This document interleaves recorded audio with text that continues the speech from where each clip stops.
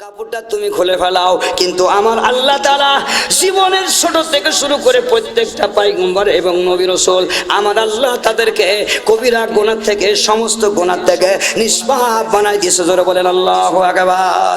জোরে বলেন নবীরা কি? জোরে বলেন, সবাই বলেন, আমার দিকে তাকান, সবাই বলেন নবীরা কি? সবাই বলেন নবীরা কি?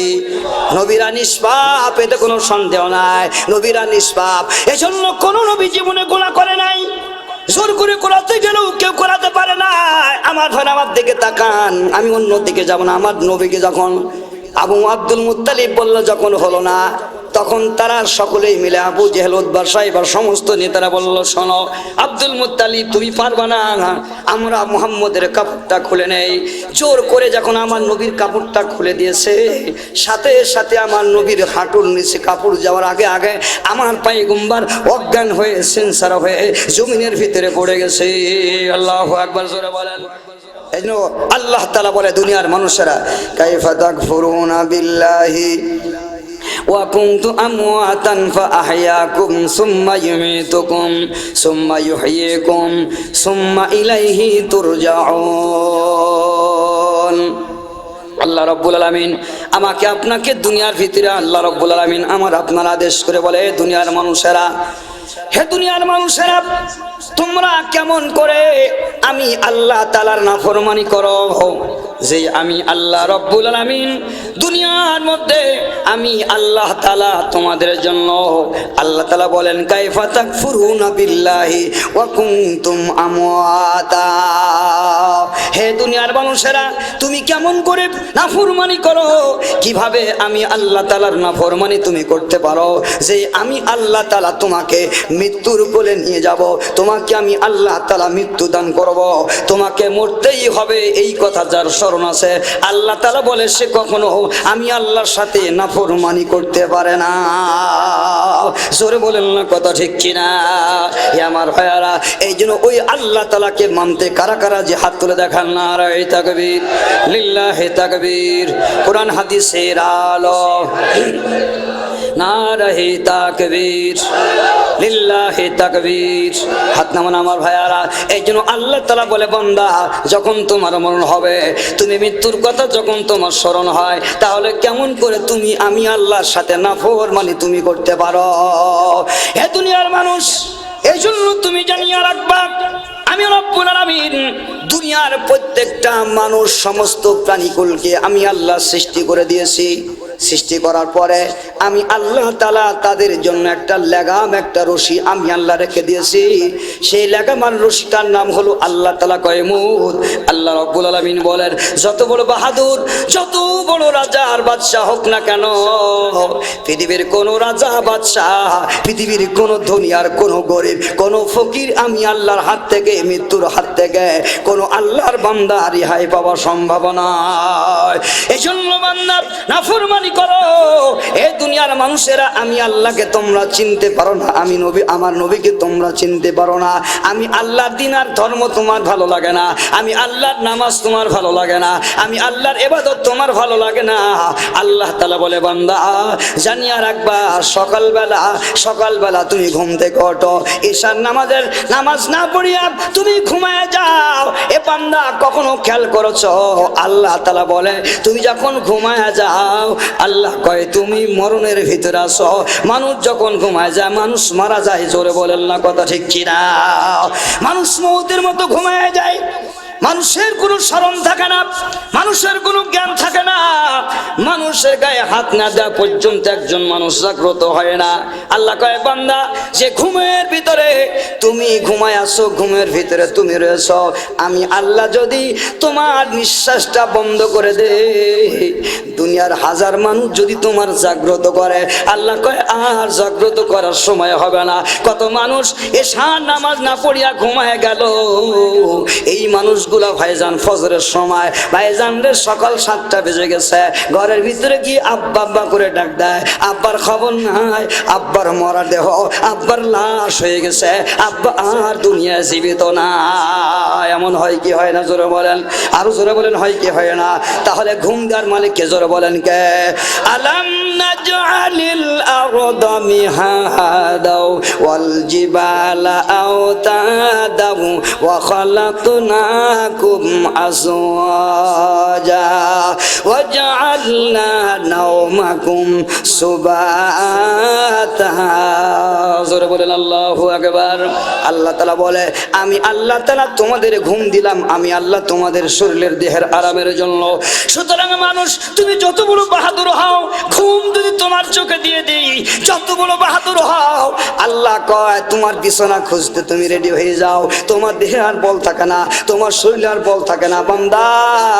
এই জন্য বান্দারে, মানুষ যখন ঘুমায় যায়, আল্লাহ কয় তুমি মৃত্যুর মতো শুয়ে পড়েছো, আমি আল্লাহ তোমারে যদি জাগ্রত না করি, পৃথিবীর কোনো মানুষ আর তোমাকে জাগ্রত করতে পারে না।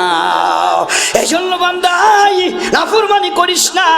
এ আমার ভাইরা, আমার মায়েরা, আল্লাহ কয় নাফরমানি আর করো না বান্দা, আসো আসো, ফিরে আসো, আমি আল্লাহর কাছে আসো, একবার তওবা করো, আমি আল্লাহর কাছে ক্ষমা চাও, আমি আল্লাহর কাছে মাফ চাও, কোরআনের মাহফিল গুলায় যাও, আল্লাহর কোরআনের সাথে সম্পর্ক লাগাও।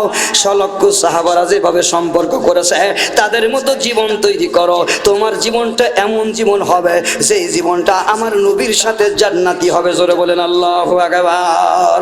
এজন্য আমার ভাইয়ারা, আমি আপনাদেরকে বলতে চাই, আজকে গোটা পৃথিবীতে যত মানুষ আল্লাহ তাআলার সাথে নাফরমানি করেছে, আমাদের দাদা, আমাদের নানা, আমাদের নানি, ভাইজান রে, আমাদের আপন পূর্বপুরুষ যারা দুনিয়ার থেকে বিদায় নিয়ে চলে গেছে, যত বড় গডফাদার ছিল, সন্ত্রাস ছিল, তারা কি আজকে দুনিয়ায় আছে? জোরে বলেন আছে? আল্লাহ তাআলা কয় বান্দা, এই জন্য দুনিয়ার সমস্ত মানুষকে জানিয়ে দিলাম, নাফরমানি করো না। নাফরমানি কাকে বলা হয়?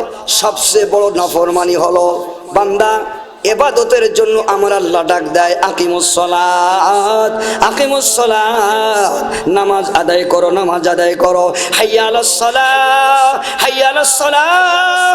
আল্লাহ রাব্বুল আলামিন বলে, হে দুনিয়ার মানুষেরা, কদ আফলাহা মান তাযাক্কা ওয়া যাকারা ইসমা রাব্বি ফাসাল্লা বাল তুসিরুনাল হায়াতাদ দুনিয়া ওয়াল আখিরাতু খায়রুন ওয়া আবকা। বান্দা, আল্লাহ তাআলা কয় সকল কাম হলো ওই আল্লাহর বান্দা, কামিয়াব ওই আল্লাহর বান্দা, তার জীবন ধন্য।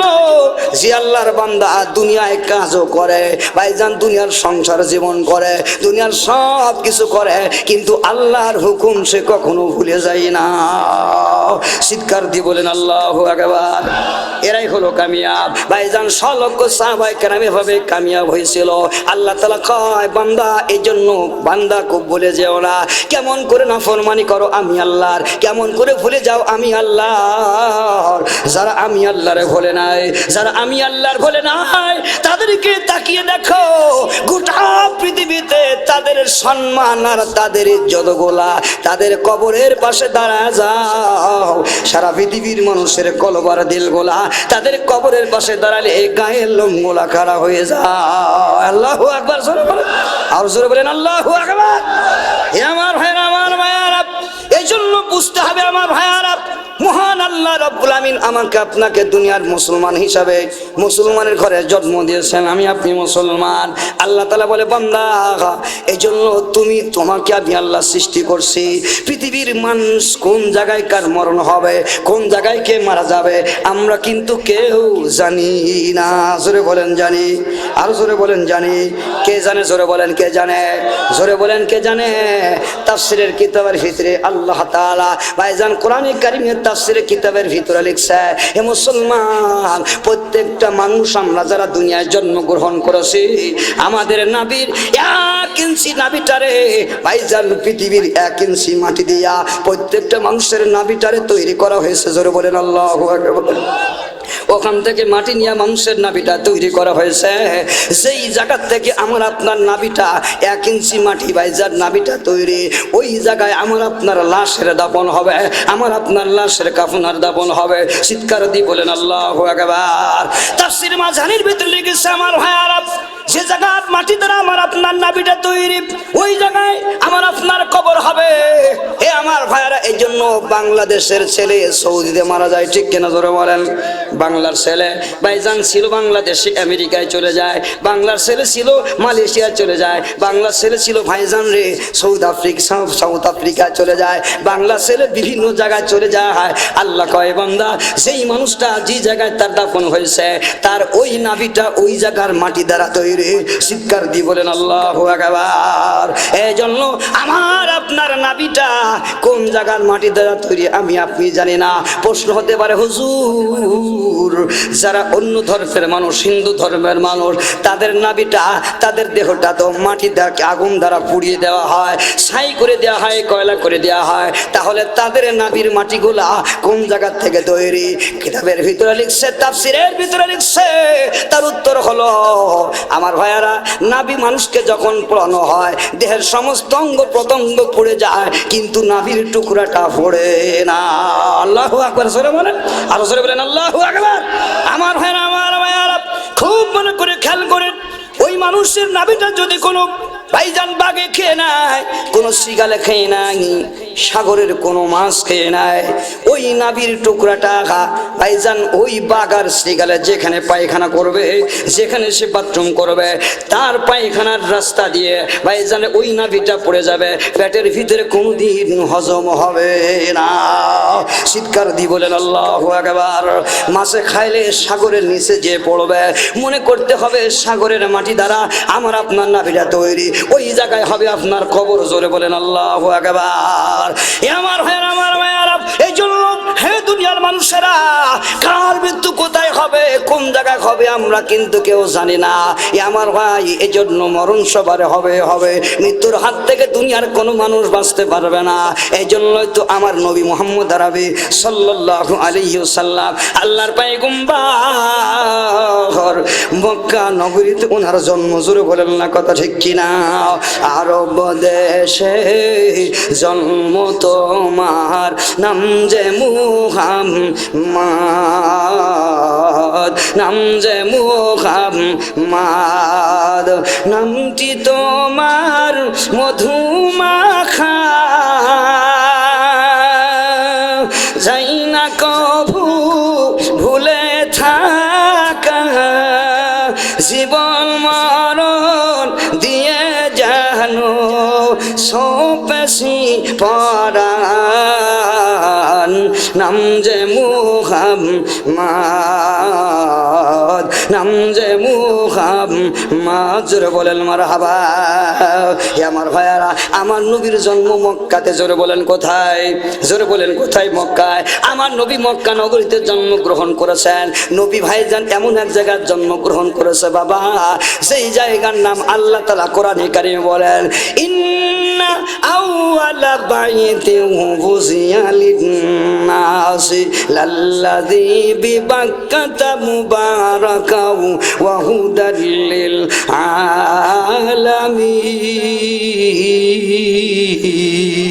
আলামিন। আল্লাহ তাআলা বলেন, আমার পয়গম্বরকে এমন এক জায়গা আমি আল্লাহ তাআলা তাকে জন্ম দিলাম, এমন এক যে আমার নবীর ভাইজান দুনিয়ায় জন্মগ্রহণ করলেন, সেই জায়গাটার নাম হলো, সেই জমিনটার নাম হলো মক্কা। জোরে বলেন আল্লাহু আকবার।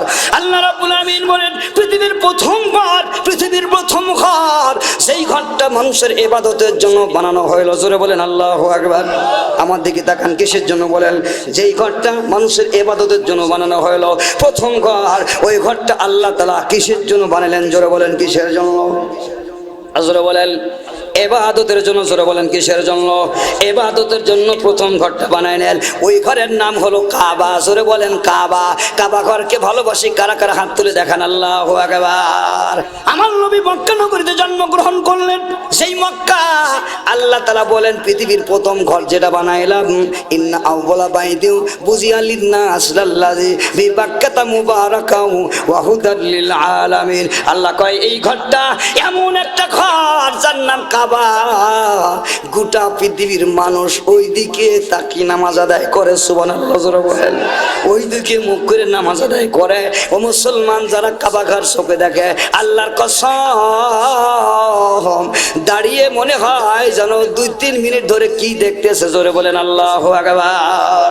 মানুষ এমন সিনসিয়ার হয়ে যায়, মানুষের দিল এমন হয়ে যায়, আল্লাহর দিকে যেন মানুষ কাবা ঘরের দিকে যখন তাকায় আমার ভাইয়ারা, কাবা ঘরের দেয়ালটা কিন্তু কালো পাথর। সুবহানাল্লাহ জোরে বলেন। পুরা দেয়ালটা কালো পাথর দ্বারা মাজা। এ আমার ভাইয়ারা, ওই কালো ঘরের দিকে যে একবার তাকাইছে, আল্লাহর কসম তার বারবার যাইতে মনে চায়। ওই ঘরের কথা একবার কেউ ভুলতে পারে না।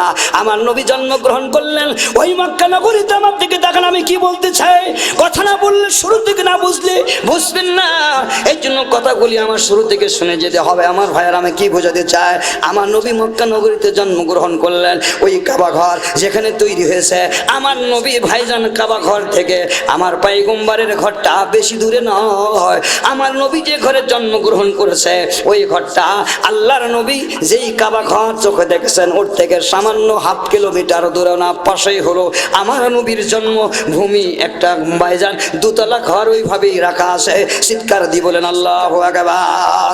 আমার নবী ওই জায়গায় থাকতেন। আমার দিকে দেখান, ওনার জন্ম হলো কাবা ঘর। আল্লাহর পয়গম্বরের নজর যখন বলল আমার নবী, তখন ভাইজান ওনার দাদা আব্দুল মুত্তালিবের সাথে আমার পয়গম্বর একেবারে ছোট। ভাইজান কেবলমাত্র আমার নবীর 8 বছর বয়স। কত বছর জোরে বলেন? 8 বছর বয়স। আমার পয়গম্বর আমার নবী ভাইজান ওনার দাদারা যখন কাবা ঘর সংস্কার করিয়া গাঁথনি দেয়, ভাইজান সমস্ত কাবার লোকেরা, এলাকার মানুষেরা কাবা ঘরের ভাইজান তারা বরকত মনে করত। কাফের বেঈমানরাও তখন কাবা ঘরকে বরকত মনে করত। সবাই একটা একটা করে পাথর নিয়ে যাইয়া কয় বরকত দেবো আমরা, সবাই আমরা বরকত নেব। সবাই কাবা ঘরের কাছে যাইতো। চিৎকার দিয়ে বলেন আল্লাহু আকবার। আল্লাহ নবী তখন ছোট। আব্দুল মুত্তালিব আমার দিকে দেখান দাদা আব্দুল মুত্তালিব ভাইজান, উনি দেখতেছে ওনার ছোট নাতি মুহাম্মাদুর রাসূল। আমার নবী জোরে বলেন কে? জোরে বলেন, মুহাব্বতের সাথে বলেন কার নবী? আমার নবী মুহাম্মাদুর রাসূলুল্লাহ সাল্লাল্লাহু আলাইহি ওয়াসাল্লাম। উনিও ভাইজান ছোট মানুষ, 8 বছরের বাচ্চা, এতিম, মানাই বাবা নাই। কাফের যারা ছিল ওই জামানার, তারা নেতা গোতা যারা ছিল, আবু জেহেল সহ অন্যান্য সবাই বলতে লাগলো, ও আব্দুল মুত্তালিব, এই মুহাম্মদ, আমরা কাবা ঘরে যাই কিন্তু কাবা ঘরের সাথে যাইয়া আমরা বেয়াদবি করতে পারি না। ভাইজান কাফেরদের ভাইজান তাদের কাজই ছিল, আকীদা ছিল সব কাজে উল্টা। জোরে বলেন না কথা ঠিক কিনা? কাপড় নিয়ে আমরা কেউ কাবা ঘরে যাব না, সবাই লুঙ্গি কাপড় খুলি উলঙ্গ হয়ে কাবা ঘরের কাছে যায়। এই ছিল তাদের আকীদার বিশ্বাস। কিন্তু আল্লাহর নবী ছোট মানুষ, 8 বছরের বয়সের শিশু, উনি কিন্তু হাঁটুর নিচে কাপড় পরে আছে। সুবহানাল্লাহ জোরে বলেন। কি পরে আছে জোরে বলেন? হাঁটুর নিচে কাপড় পরে আছেন আমার নবী। আল্লাহু আকবার। জোরে বলেন আল্লাহু আকবার। আর একবার বলেন আল্লাহু আকবার। হাঁটুর উপরে কাপড় তোলা কি? জোরে বলেন। সবাই জানেন না? জানেন না এমন কেউ আছে? কিন্তু এই গুনাহ কি মাঝে মধ্যে হয়? আর করবো না, রাজি আছি ইনশাল্লাহ? হাত তুলি বলি ইনশাল্লাহ, মরার আগে আর করবো না ইনশাল্লাহ। আল্লাহ কবুল করুক, আল্লাহুম্মা আমিন। দেখেন দেখেন আল্লাহ রাসূল সাল্লাল্লাহু আলাইহি ওয়াসাল্লাম কত বড় পয়গম্বর, জবরদস্ত নবী। কবিরা কোনা আমার দিকে দেখান। আমার নবী মুহাম্মদ আরবি সাল্লাল্লাহু আলাইহি ওয়াসাল্লাম কাবা ঘরের ভাইজান পাথরগুলা টেনে টেনে যখন নিয়ে যায়, সমস্ত কাফেররা ভাইজান তারা বলল, আব্দুল মুত্তালিব মুহাম্মদ ছোট বাচ্চা, তার কাপড়টা উলঙ্গ করে দাও। আল্লাহ নবী বললেন, দাদা সবাই কাপড় খুলেছে, আমি কাপড় খুলতে পারবো না, কারণ কাপড় খোলা এটা মানুষের চরিত্র, কখনো এটা মেনে নেয় না। আল্লাহু আকবার। জোরে বলেন। ইসলাম থেকেই বলে, জোরে বলেন না কথা ঠিক কিনা? আমার ভাই, আমার মায়েরা, এই জন্য কাফের বেঈমান খ্রিস্টান যারা দুনিয়া আছে, তাদের সাথে আমার নবীর শৈশবকালের জিন্দেগি থেকে শুরু করে পৃথিবীর কোনো কাজে মিল হবে না। কাফের বেঈমানরা তাদের ছেলে মেয়ে, তাদের আত্মীয় স্বজন, তাদের পিতামাতা এবং তাদের স্ত্রী পুত্র মেয়েদেরকেও তারা উলঙ্গ করে হাফ প্যান্ট পরায় রাখে। আমার নবী এই আদর্শ কোনোদিন শিক্ষা দেয় নাই। চিৎকার দিয়ে বলেন না কথা ঠিক কিনা? আমার ভাইরা, আমার মায়েরা, আমার নবী মুহাম্মদ আরবি সাল্লাল্লাহু আলাইহি ওয়াসাল্লাম কয় দাদা আমি আমার কাপড় খুলবো না। কয় সবাই অনুরোধ করে তুমি একটু কাপড় খুললে, ছোট মানুষ তোমার কি হবে, অল্প বয়স, তোমার তো কোনো কিছুই হবে না, কাপড়টা তুমি খুলে ফেলাও। কিন্তু আমার আল্লাহ তাআলা জীবনের ছোট থেকে শুরু করে প্রত্যেকটা পয়গম্বর এবং নবী রাসূল আমার আল্লাহ তাদেরকে কবিরা গুনাহ থেকে, সমস্ত গুনাহ থেকে নিষ্পাপ বানাই দিয়েছে। জোরে বলেন আল্লাহু আকবার। জোরে বলেন নবীরা কি? জোরে বলেন, সবাই বলেন, আমার দিকে তাকান, সবাই বলেন নবীরা কি? সবাই বলেন নবীরা কি? নবীরা নিষ্পাপ, এতে কোনো সন্দেহ নাই, নবীরা নিষ্পাপ। এজন্য কোনো নবী জীবনে গুনাহ করে নাই, জোর করে করাতে গেলেও কেউ করাতে পারে না। আমার ভাই আমার দিকে তাকান, আমি অন্য দিকে যাব না। আমার নবীকে যখন আবু আব্দুল মুত্তালিব বলল যখন হলো না, তখন তারা সকলেই মিলে আবু জেহেল, উতবা, সাইবা সমস্ত নেতারা বলল শোনো আব্দুল মুত্তালিব তুমি পারবা না, আমরা মুহাম্মদের কাপড়টা খুলে নেই। জোর করে যখন আমার নবীর কাপড়টা খুলে দিয়েছে, সাথে সাথে আমার নবীর হাঁটুর নিচে কাপড় যাওয়ার আগে আগে আমার পয়গম্বর অজ্ঞান হয়ে সেন্সার হয়ে জমিনের ভিতরে পড়ে গেছে। আল্লাহু আকবার। জোরে বলেন। আমার নবী যখন সেন্সারে পড়ে গেছে, আব্দুল মুত্তালিব কোলের ভিতরে নিয়া আল্লাহু আকবার বারবার বারবার আল্লাহর কাছে কাদের বলে, হে মক্কা নগরীর নেতারা, আমার এতিম আব্দুল্লাহর পুত্র মুহাম্মদ রে তোরা মেরে ফেললে, আমার মুহাম্মদ হয়তো মারা গেছে, কি করলি তোরা, কি করলি রে কাফেরেরা, আমার নাতি মনে হয় মারা গেছে। আব্দুল মুত্তালিব মুখে হাত বুলায় আর ভাইজান রে মুখের ওপরে মুখ লাগার সময় খায় আর আল্লাহর কাছে কান্না করে করে, আল্লাহ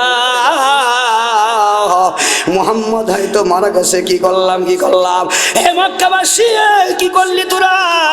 এমন করতে করতে আব্দুল মুত্তালিব ভাইজান অজ্ঞান হয়ে যেতে লাগলো। এমন সময় আমার ভাইরা আব্দুল মুত্তালিবের অবস্থা দেখার পরে আরো কয়েকজন ছুটে আসলো। আসার পরে সত্যি হাত দিয়ে দেখে আল্লাহ নবী মুহাম্মদুর রাসূলুল্লাহ আর তার কোনো জ্ঞান নাই, কোনো অজ্ঞান হয়ে পড়ে আছে। সাথে সাথে একজন আসিয়া আমার নবী মুহাম্মদুর রাসূলুল্লাহ সাল্লাল্লাহু আলাইহি 60 বছরের শিশু বাবা, ওনার ভাইজান লুঙ্গিটা টেনে যখন কোমর পর্যন্ত দিয়ে দিয়েছে, নবীর সাথে সাথে দাঁড়িয়ে গেছে। জোরে বলেন আল্লাহু আকবার।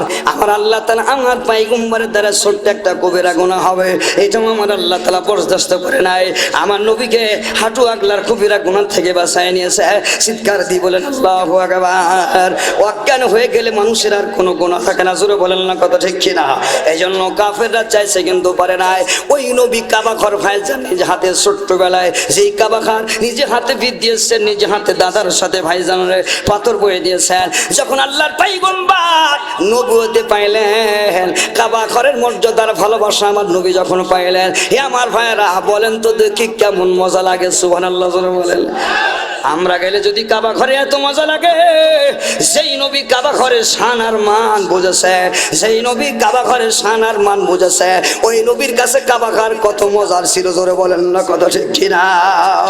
আমার নবী ওই কাবা ঘরে, এই কাবা ঘর অঞ্চলে থাকতেন, কাবা ঘরের পায়জান বারবার তাকাইতেন, বারবার ওখানে নামাজ পড়তেন, কোরআন পড়তেন, এত মহব্বত আর ভালোবাসা। কিন্তু আমার আল্লাহ তাআলা আমার পয়গম্বর মক্কা নগরীতে থাকতে পারে না। কাফের বেঈমানরা কয় মুহাম্মদ আল্লাহর পয়গম্বরের উপর নির্যাতন শুরু করলো, আমার নবীর উপর ফিরাফিরি শুরু করলো। আমার নবী মক্কা নগরী থেকে ভাইজানরে চলে যাইতে লাগলেন। আমার নবী মদিনায় চলে গেলেন। আমার দিকে দেখান, হাদিসের ভিতরে আসছে বাবা, আল্লাহর পয়গম্বর বলেন, আমার দিকে আল্লাহর পয়গম্বর বলেন, আল্লাহ রাসূল সাল্লাল্লাহু আলাইহি সাল্লাম বলেন, আমি নবীকে যখন সেই মাটির খামির দিয়ে তৈরি করা হয়, এই মাটির খামিরের কিছু অংশ বেঁচে গিয়েছিল, ওই কিছু অংশের খামির দিয়া আল্লাহ তাআলা আমের তৈরি করার পরে যে অংশটা ছিল, ওই অংশ দ্বারা হযরত আবু বকর আর উমরকে বানাইছে। জোরে বলেন আল্লাহু আকবার। আরো জোরে বলেন আল্লাহু আকবার। আল্লাহর পয়গম্বর যখন হিজরত করে মদিনায় যান, ভাইজান আবু বকর রাদিয়াল্লাহু আনহু পিছে আছেন, আল্লাহ নবী উটের সামনে চড়ে আছেন। জোরে বলেন আল্লাহু আকবার। আমার নবী আমার দিকে তাকান, আমার নবী ভাইরা কাবা ঘরের দিকে পিছনের দিকে বারবার বারবার তাকায়। সুবহানাল্লাহ জোরে বলেন। বারবার পিছনের দিকে তাকায়। আবু বকর ইয়া রাসূলুল্লাহ, পিছনে তো কাফের বেঈমানরা আপনাকে মারার জন্য আসছে, আপনি কেন পিছনে তাকান? আল্লাহর পয়গম্বর বলে, আবু বকর, যেই কাবা ঘরে কোরআন পড়তাম, যেই কাবা ঘর আমি চোখে দেখতাম, আবু বকর রে, এই কাবা ঘর ছেড়ে যাইতে আমার কলিজা ছিঁড়ে যায়। আল্লাহু আকবার জোরে বলেন। কিন্তু আমার নবী যা আমার দিকে তাকান, আমার নবী জানে না আল্লাহ তাআলা তখনও ওনারে বলে আমার দিকে তাকান। মদিনায় চলে গেছেন, কুবা নগরে পল্লীতে চলে গেছেন আমার পয়গম্বর। আল্লাহ তাআলা বলে আমার নবীর ভাইজান খামির মেরে যে মাটি দ্বারা তৈরি করেছে, বাকি অংশ দ্বারা বেঁচে ছিল যতটুকু তার দ্বারাই হযরত আবু বকর আর উমরে বানাইছে। জোরে বলেন আল্লাহু আকবার। কার কথা? নবীর কথা। নবী বলেন বাকি মাটি দ্বারা আমার আর আমার আবু বকর আর উমরকে তৈরি করা হয়েছে। আল্লাহ রাসূল বলেন, এজন্য আমার নবী বলেন মক্কা থেকে মদিনায় চলে গেলেন। কি জন্য গেলেন, কেন গেলেন? আল্লাহর নবীকে আল্লাহ তাআলা জানাই দিয়েছেন, ক্বালা রাসূলুল্লাহ সাল্লাল্লাহু আলাইহি ওয়াসাল্লাম মা বাইনা বাইতি, আমার দিকে তাকান, মা বাইনা বাইতি ও মেম্বারি, মা বাইনা বাইতি ও মেম্বারি রাউজাতুম মিন রিয়াজিল জান্নাহ। আল্লাহ নবী বলেন মক্কা নগরী থেকে মদিনায় গেলাম, মক্কা নগরী ছেড়ে মদিনায় চলে গেলাম। মক্কার লোককে আমার জায়গা দিল না, আমারে বললেন তুই মদিনায় চলে যাও। আমি নবী বুঝতে পারলাম না কেন মক্কা ছাড়তে এত আমার কষ্ট হয়, তারপরেও আল্লাহ কেন মদিনায় হিজরত করার কথা বলেছে। আল্লাহ রাসূল বলেন আল্লাহ তাআলা আমারে জানাইলো, পয়গম্বর মদিনার একটা মাটি আছে। সুবহানাল্লাহ। জোরে বলেন, জোরে বলেন কি আছে? মদিনার একটা মাটি আছে, মদিনার একটা অংশ আছে, মদিনার এক জায়গার মাটি আছে। রাসূল হাদিসের ভিতরে বলছেন মা বাইনা বাইতি ওয়া মিম্বারি রাউজাতুম মিন রিয়াজিল জান্নাহ। রাসূল বলেন আমার ঘর আর আমার মেহরাবের মাঝের মদিনার মসজিদের যে জায়গাটা আসল জায়গা ছিল নামাজ হয়, ওই জায়গাটা একটা জান্নাতের টুকরা। আল্লাহু আকবার। জোরে বলেন, আর জোরে বলেন আল্লাহু আকবার। পৃথিবীর ভিতরে জান্নাত বলছেন ওই জায়গাটা। সুবহানাল্লাহ। জোরে বলেন। পাশে একটা কবরস্থানের তার নাম হলো জান্নাতুল বাকি। সুবহানাল্লাহ। জোরে বলেন। তার নাম হলো জান্নাতুল বাকি। মুসলমান লক্ষ লক্ষ হাজিরা ওই জান্নাতুল বাকিতে যখন যায় একবার তাকায় আর দিলের ভিতরে বারবার মনের ভিতরে আকাঙ্ক্ষার তামনা জাগে, গো এই মানুষগুলা কারা? যারা আল্লাহর নবীর জান্নাতের এই টুকরার পাশে যাদের দাফন হয়েছে তারা আর কেউ নয়, নবীর হাজার হাজার সাহাবায়ে কেরাম। আল্লাহু আকবার। জোরে বলেন। নবীর ভাইজান স্ত্রীরা ওই জায়গায় শুয়ে আছে। আমার ভাইয়ারা, আমার নবী মক্কা থেকে মদিনায় চলে গেলেন। আমার নবী মদিনায় আল্লাহর পয়গম্বরের রওজা আছে যেখানে আছে, আমার দিকে তাকান। লক্ষ লক্ষ হাজী সাহেবরা যারা রওজার পাশে সালাম দেয়, আমার নবী ওখানে শুয়ে পড়লেন। আমার নবীর ওই জায়গায় ভাইজান দাফন করা হলো, ওই ঘরের ভিতরে দাফন করা হলো। আল্লাহ তাআলা কারণ হলো ওই জায়গাটা আমার আল্লাহ তাআলা পৃথিবীর বুকে জান্নাতের বাগিচা বানায় দিয়েছে। আল্লাহু আকবার। জোরে বলেন। এ আমার ভাইরা জেনে রাখেন, এই জন্য আমার নবীকে ওই জায়গায় নিয়েছে। গোটা পৃথিবীতে সমস্ত কিয়ামত পর্যন্ত সমস্ত পুরুষ এবং নারী যারা আছে, সমস্ত নবী রাসূল যারা আছে, আল্লাহ দুনিয়ায় যখন কিয়ামত শুরু হবে, কিয়ামতের সময় কোন মানুষ ভাইজান ফেরেশতারা এসে জমিনের ভিতরে আমার নবীর রওজা মুবারক খুঁজে পাবে না, কাবা ঘর খুঁজে পাবে না, কোনো কিছুই খুঁজে পাবে না। আমার নবীর ব্যাপারে আদেশ করা হবে, হে জিবরাইল চলে যাও, জিবরাইল যাও, নূরের পোশাক কি বলে জান্নাতের পোশাক নিয়া আমার নবীকে পরায়া কবর থেকে উঠায়া দাও। ফেরেশতা আসবে, জিবরাইল এসে পরে দেখবে, আল্লাহকে বলবে আল্লাহ গো তোমার নবীর রওজা খুঁজে পাই না। আল্লাহ তাআলা বলে ও জিবরাইল আমার কাছে আসো। আল্লাহ তাআলার কাছে জিবরাইল আলাইহিস সালাতু ওয়াস সালাম যাবেন। যাওয়ার পরে আল্লাহ বলবে জিবরাইল এবার যাও, জমিনের ভিতরে আমি আল্লাহর আরশের তলদেশ থেকে একটা নূরের স্তম্ভ আর খুঁটি যে জায়গায় যা জমিনে রাখছে ওই জায়গায় যে দেখবা আমার নবী ঘুমায় আছে। আল্লাহু আকবার। জোরে বলেন, আরো জোরে বলেন আল্লাহু আকবার। তাফসীরের কিতাবের ভিতরে আমার ভাইরা কিয়ামতের মাঠে গোটা পৃথিবীতে যে আলো হবে আমার নবীর রওজা থেকে আমার নবীর নাভি সোজা। আল্লাহ তাআলার আরশের কুরসির তলদেশ থেকে একটা নূরের স্তম্ভ জ্বলতে থাকবে, গোটা পৃথিবী আলোকিত হবে, সারা পৃথিবীর ভাইজান ফেরেশতারা জানবে ওই জায়গায় নবীর রওজা। আল্লাহ নবীর বাসীদের সালাম দিবেন, আসসালাতু ওয়াসসালামু আলাইকা ইয়া রাসূলুল্লাহ। আল্লাহর পয়গম্বর জাগ্রত হয়ে যাবেন, জোরে বলেন আল্লাহু আকবার, আরো জোরে বলেন আল্লাহু আকবার। আমার নবী ওই জায়গায় ঘুমিয়ে আছেন, এই জন্য ভাইজান রে আমার নবী ওখানে ঘুমিয়ে আছেন। যেই জায়গার মাটি দ্বারা ভাইজান তার নাভিটা তৈরি, ওই জায়গায় তার কাফন হবে, দাফন হবে, জোরে বলেন না কথা ঠিক কিনা? এজন্য তাকিয়ে দেখুন, আল্লাহ তাদেরকে কবুল করে, আল্লাহ যাদেরকে ভালোবাসে আল্লাহ রাব্বুল আমিন তাদেরকে সেই জায়গায় নিয়ে যায়। সুবহানাল্লাহ, জোরে বলেন। আপনাদেরকে আল্লাহ ভালোবাসে, এই জন্য কোরআনের মাজমায় নিয়ে যায়। আল্লাহু আকবার, জোরে বলেন। আপনারা ভালো মানুষ ঠিক কিনা, জোরে বলেন। আপনারা ভালো মানুষ, আল্লাহ আপনাদেরকে ভালোবাসে, এই জন্য জান্নাতের বাগানে আল্লাহ আপনাদেরকে নিয়ে আসছে। আল্লাহর কসম, এই মাহফিল আমার আল্লাহর দরবারের সাক্ষী হয়ে থাকবে, একদিন নাজাতের ওসিলা হয়ে যাবে, এতে কোনো সন্দেহ। আমার দিকে তাকান ভাইজান। এই জন্য হযরত আবু বকর রাদিয়াল্লাহু আনহু দেখেন, আল্লাহ নবী রওজায় শুয়ে পড়লেন, আমার নবীকে রওজায় দাফন করা হলো। এ আমার ভাইয়েরা, হযরত আবু বকর রাদিয়াল্লাহু তাআলা আনহু খলিফাতুল মুসলিমিন, আমার দিকে তাকান, কেমন জীবন গঠন করলো, কেমন আখলাক গঠন করলো, কেমন সান্নিধ্যবন করলো, কেমন ইসলাম ধর্ম গ্রহণ করলো, কি ইসলামকে ভালোবাসলো। যে ইসলামের ভালোবাসার কারণে আমার আল্লাহ তাআলা তার দাম আর মর্যাদা এত বেশি বানাই দিল বাবা, তাদের মর্যাদা আমার আল্লাহ তাআলা এত বেশি বানাই দিল। আমরা যদি ওই ধরনের হয়, আল্লাহর কসম আমাদের দাম কখনো কমবে না। চিৎকার দিয়ে বলেন না কথা ঠিক কিনা? আবু বকর রাদিয়াল্লাহু খলিফাতুল মুসলিমিন হলেন, জোরে বলেন কি? খলিফাতুল মুসলিমিন। আমার নবী চলে গেলেন, দেখেন হযরত আবু বকর রাদিয়াল্লাহু আমার আল্লাহ তাআলা ওনারও জন্ম দিয়েছিল কোথায়? মক্কায়। জোরে বলেন কোথায়? জোরে বলেন কোথায়? আমার দিকে তাকান, কোথায় আবু বকরের জন্ম? মক্কায় জন্ম, কিন্তু কোথায় গেছেন? হিজরত করে নবীর সাথে মদিনায়। জোরে বলেন না কথা ঠিক কিনা?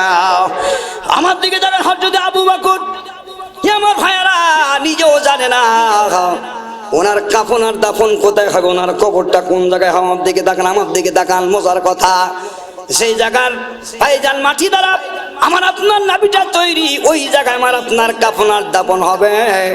আল্লাহর বান্দা হযরত আবু বকর মক্কায় জন্ম, মদিনায় আসছেন, 2 বছর খলিফাতুল মুসলিমিন দায়িত্ব পালন করেছেন।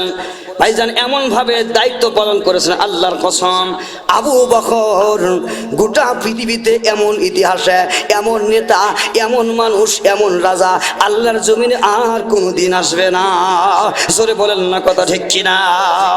আল্লাহ রাসূল বলছেন, ক্বালা রাসূলুল্লাহ সাল্লাল্লাহু আলাইহি ওয়াসাল্লাম, আল্লাহর পয়গম্বর বলেছেন, দুনিয়াতে যদি আমি কাকে বন্ধু বানাতাম তাহলে হযরতে আবু বকরকে বন্ধু বানাইতাম। চিৎকার দিয়ে বলেন আল্লাহু আকবার। আবু বকর আমার বন্ধু, জোরে বলেন আল্লাহু আকবার। আমার দিকে তাকান, খুব ভালো করে খেয়াল করেন। হযরতে আবু বকর 2 বছর খেলাফতের কাল পার করার পর হযরত আবু বকর ইন্তেকাল করলেন। খলিফাতুল মুসলিমিন ইন্তেকাল হয়ে গেল।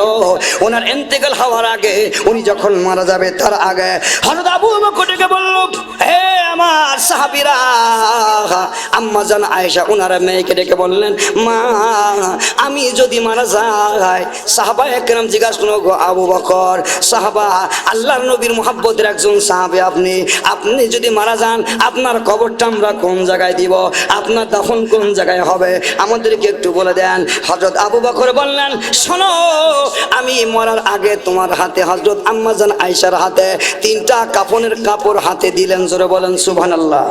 কয়টা? জোরে বলেন কয়টা? 3টা কাফনের কাপড় হাতে দিলেন আম্মা জান আয়েশার হাতে। আম্মা জান আয়েশার হাতে 3টা কাফনের কাপড় দিয়া হযরত আবু বকর রাদিয়াল্লাহু তাআলা বলল, মা এই 3টা কাফনের কাফন দিয়া আমার কাফন পরায় দিও। আম্মা জান আয়েশা বললেন, আব্বা আপনি আমার হাতে যে 3টা কাফনের কাপড় দিলেন, ওর ভিতরে আছে 2টা পুরাতন কাপড় আর একটা হলো নতুন কাপড়। আব্বা জান আমাদের ঘরে কি টাকার শর্ট পড়ে গেছে? আমরা কি আমাদের টাকা দিয়া আর 2টা নতুন কাপড় আমরা কিনে দিতে পারবো না? হযরত আবু বকর রাদিয়াল্লাহু আমার দিকে তাকান, তুমি দেশের রাজা ছিলে, ও আবু বকর 2 বছরে কি তুমি তোমার সমস্ত দেশের মানুষদেরকে নতুন কাপড় পরিধান করাইছো? আমি আল্লাহ তাআলার কাছে বলবো আল্লাহ আমি পারি নাই, এজন্য যেহেতু আমি নিজে 2 বছর খলিফাতুল মুসলিমিন ছিলাম, আমি দেশের বাদশা ছিলাম, সমস্ত জনগণকে নতুন কাপড় পরাতে পারি নাই। এই জন্য ও আয়েশা 2 বছর খলিফাতের কালে 2টা পুরাতন কাপড় নিয়েছি। আমার আল্লাহকে বলবো আল্লাহ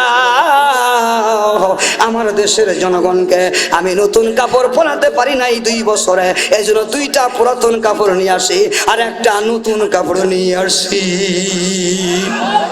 আমার ভাইরা, আমার মায়ারা, এই ছিল খলিফাতুল মুসলিম হযরত আবু বকর। এবার আবু বকর বললেন, হে মা, আমার লাশটার কাফন পরায়া খাটিয়ায় করে নিয়ে যাইয়া আমার লাশটা কোথায় দাফন করবা আমাকে বলা লাগবে না, আমার কোনো কিছু বলা লাগবে না, আমার নবীর রওজার পাশে নিয়ে যাবা, আমার লাশটা আমার নবীর রওজার পাশে নিয়ে যাবা, আল্লাহ নবীকে সালাম জানাবা, যাবার পরে আমার নবী কি বলে শুনবা। আমার নবী যদি বলে এখানে দাফন করো, যেখানে বলবে সেখানেই দাফন করে দিও। চিৎকার দিয়ে বলেন আল্লাহু আকবার। আমার দিকে তাকান, হযরত আবু বকর লাশটা ভাইজান রে সাহাবায়ে কেরাম কাঁধে করে নিয়ে যাইয়া আমার নবীর রওজার পাশে রেখে দিলেন। সুবহানাল্লাহ জোরে বলেন। আমার নবী রওজার পাশে রেখে দিলেন। রওজার পাশে যাইয়া প্রত্যেকটা মানুষ ভাইজান রে কাতর হয়ে যায়, মানুষের দিলটা যেন কেমন হয়ে যায়। সাহাবায়ে কেরাম আল্লাহর পয়গম্বরের সাহাবী হযরত আবু বকরের লাশটা কাটিয়াতা নবীর রওজার পাশে নিয়ে যাইয়া আল্লাহ নবীকে সালাম জানিয়ে বলেন, ওগো আল্লাহর রাসূল আসসালাতু সালামু আলাইকা রাসূলুল্লাহ, আল্লাহর পয়গম্বর আপনার আবু বকর মারা গেছে, আপনার আবু বকরকে আমরা এখানে নিয়ে আসছি, আবু বকরের কোথায় দাফন করব? আল্লাহর নবী কবর থেকে হযরত আলী আর উমর বলে আওয়াজ শুনলাম, আমার নবী কবর থেকে আওয়াজ দিয়ে বলতেছে উদখুলুল হাবিবা ইলাল হাবিবে। হে আবু বকর, উমর, আবু বকর ছিল দুনিয়ায় আমার হিজরতের বন্ধু, আমার কামার ভাইজান পাহাড়ের গুহার বন্ধু, এজন্য সারা জীবন আবু বকর আমার বন্ধু ছিল। আবু বকরকে তার বন্ধু মুহাম্মদুর রাসূলুল্লাহর পাশে তাকে শোয়ায়া দাও। আল্লাহু আকবার জোরে বলেন, আর জোরে বলেন আল্লাহু আকবার। ভাইজান তার কারণ আমার নবী বলছে আমার তৈরি করার পর বাকি খামর দিয়া হযরত আবু বকর উমরকে বানানো হয়েছে, এইজন্য হযরত আবু বকরের মাটিটা আমার নবীর পাশে হয়েছে। জোরে বলেন আল্লাহু আকবার। আবু বকরের রওজা, আবু বকরের কবর মোবারক আমার নবীর পাশে হয়েছে। এ আমার ভাইয়ারা, এই জন্য কিয়ামতের ময়দানে ওই নবীর সুপারিশ ছাড়া ওই আবু বকর উমর রাদিয়াল্লাহু আনহু সাহাবায়ে কেরাম, সলক্ষ সাহাবায়ে কেরাম, তারা আমার নবীর সাথে সম্পর্ক রাখার কারণে এই জাতীয় সম্মানের ইজ্জত তাদের হয়েছে। আল্লাহর কসম দিয়ে বলে, যারা কিয়ামতের আগ পর্যন্ত আমার নবীকে আমরা চেহারা দেখি নাই, আমার নবীর আমরা নাম শুনেছি, চোখে দেখি নাই, কিন্তু রওজার পাশে গেলে কান্না আসে। সুবহানাল্লাহ বলেন। নবীর দরুদ পড়ে অনেক মানুষের চোখে পানি আসে, কান্নায় বুকটা ভরে যায়, ভাইজান বুকটা ভিজে যায়। ওই নবী আমরা দেখি নাই, তারপর নবীকে ভালোবাসে। এই জন্য আমার নবীকে যারা ভালোবাসে আল্লাহর কসম তারা জান্নাতি। জোরে বলেন আল্লাহু আকবার। قال رسول الله صلى الله عليه وسلم من احب سنتي فقد احبني ومن احبني كان معي في الجنه। রাসূল বলেন মান আহাব্বা সুন্নতি, যারা আমি নবীর জীবন আদর্শকে ভালোবাসে, যারা আমি নবীর সুন্নতকে ভালোবাসে, আল্লাহ রাসূল বলেন ফাকাদ আহাব্বানি, তারা আমাকে ভালোবাসে, আর যারা আমাকে ভালোবাসে রাসূল বলেন তারা আমার সাথে জান্নাতে যাবে। আম্মা জান ফাতিমা জোহরা রাদিয়াল্লাহু তাআলা আনহা, ভাইজান রে, হযরত আলী আর ফাতেমা একসাথে সেহরি খাওয়ার পরে হযরত আলী বলেন ফাতেমা তোমার গায়ে প্রচন্ড জ্বর, আমি মদিনার মসজিদে চলে গেলাম ফাতেমা নামাজ আদায় করার জন্য। ও ফাতেমা তুমি ঘরে নামাজ আদায় করে সেরে নাও। আম্মা জান ফাতেমা রাদিয়াল্লাহু তাআলা আনহা খুব ভালো করে খেয়াল করেন আমার ভাইয়ারা, ভাইজান নামাজ আদায় করছে, কোরআন তেলাওয়াত করছে। সুবহানাল্লাহ জোরে বলেন। কি তেলাওয়াত করছে জোরে বলেন? কোরআন তেলাওয়াত করছে। কোরআন তেলাওয়াত করার পরে ওনার নিয়ম ছিল, ওনার অভ্যাস ছিল। ও আমার মায়ের, আমার ভাইয়ারা, আজকে কোনো ঘরে মাইদের কোরআন তেলাওয়াত পাওয়া যায় না। মা ফাতেমা ফজরের নামাজ পড়ে কোরআন তেলাওয়াত করেছেন, নবীর স্ত্রীরা কোরআন তেলাওয়াত করেছেন, সাহাবায়ে কেরাম কোরআন তেলাওয়াত করেছেন, আর আমরা অনেকে ঘুমাই মায়েরা। আর ভাইজান রে সকাল সন্ধ্যা কোরআন তেলাওয়াত করার জায়গায়, মাগরিবের নামাজ পড়ে কোরআন তেলাওয়াত করার জায়গায়, প্রত্যেকটা বাড়ি আর দোকানে দোকানে কোরআন তেলাওয়াতের আওয়াজ বাদ দিয়া ভাইজান ইহুদি নাসারা টিভি আর সিডির আমরা গান গাই। জোরে বলেন কথা ঠিক কিনা? আরো জোরে বলেন না কথা ঠিক কিনা? কষ্ট পাইলেন, কষ্ট পাইলেন, এই জন্য এখন মনে একটু কষ্ট হবে বাবা। এই কষ্টের কথা মনে থাকবে না, সেদিন কবরের ভিতরে গিয়ে বলবেন অমুক জায়গায় মুফতি আলী আকবর সাহেব বলছিল ভাইজান টিভি দেখা মাগরিবের পরে কোরআন তেলাওয়াত করি নাই। আল্লাহর কসম, মাগরিবের পরে যদি কোরআন তেলাওয়াত করো, সূরা ওয়াকিয়া তেলাওয়াত করো, যেই ঘরে মাগরিবের পরে সূরা ওয়াকিয়া তেলাওয়াত হয়, ওই ঘরে আমার আল্লাহ তাআলা কখনো রিজিকের অভাব দেয় না। চিৎকার দিয়ে বলেন আল্লাহু আকবার। আম্মা জান ফাতেমা রাদিয়াল্লাহু আনহা ভাইজান কোরআন তেলাওয়াত করছেন, ওনার নিয়ম ছিল কোরআন তেলাওয়াত করা। এরপরে ভাইজান ঈশার শাক পর্যন্ত ভাইজান যায় নামাজে বসে থাকা।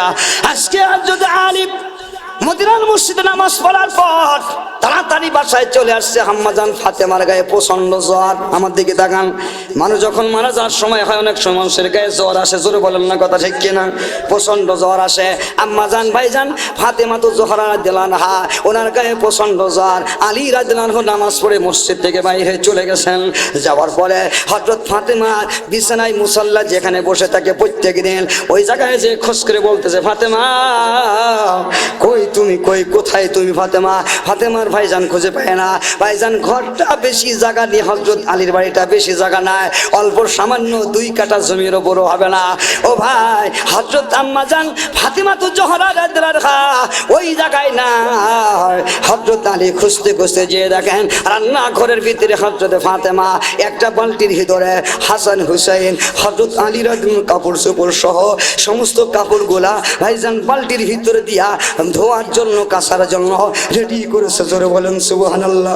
হযরত ফাতেমা হাত দিয়ে নাড়াচাড়া করে হযরত আলী ডেকে বলে ফাতেমা তুমি তো কোনদিন ইশাকের নামাজ আদায় করা ছাড়া, সাস্তের নামাজ আদায় করা ছাড়া ফাতেমা যায় নামাজ থেকে তুমি কোনদিন ওঠো না।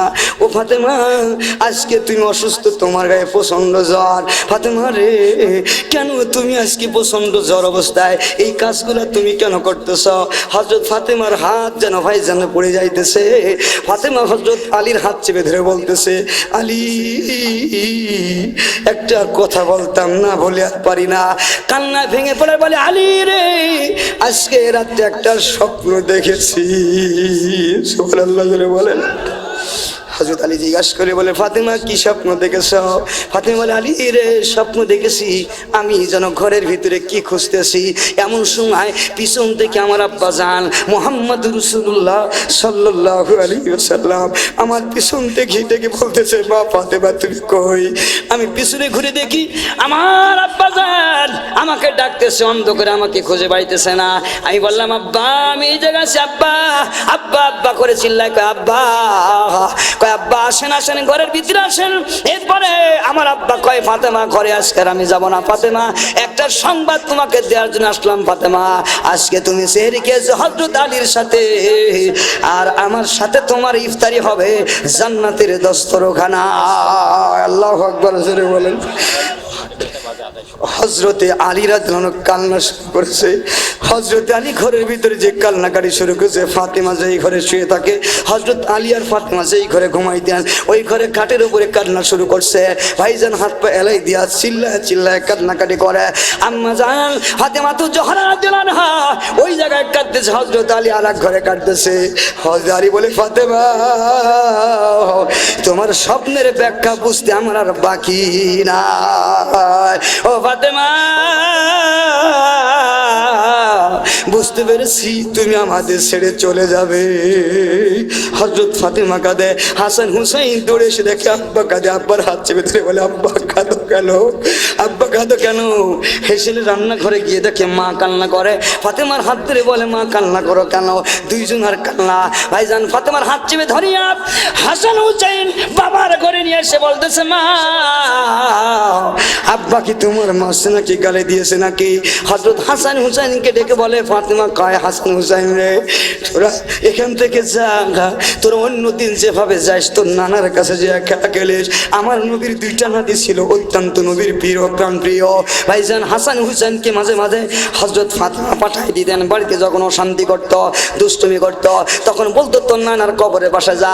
হাসান হুসেন যাইতেন আল্লাহর নবীর পাশে। এখনো যারা হাজী সাহেবরা যায়, অনেক হাজী বলে সালাম দিয়ে আমার নবীর কানের আওয়াজ, আমার নবীর নিজের কানের আওয়াজ, আমার নবী সালাম আলাইকুম আসসালাম বলছে নিজে কানে শুনেছে। জোরে বলেন আল্লাহু আকবার।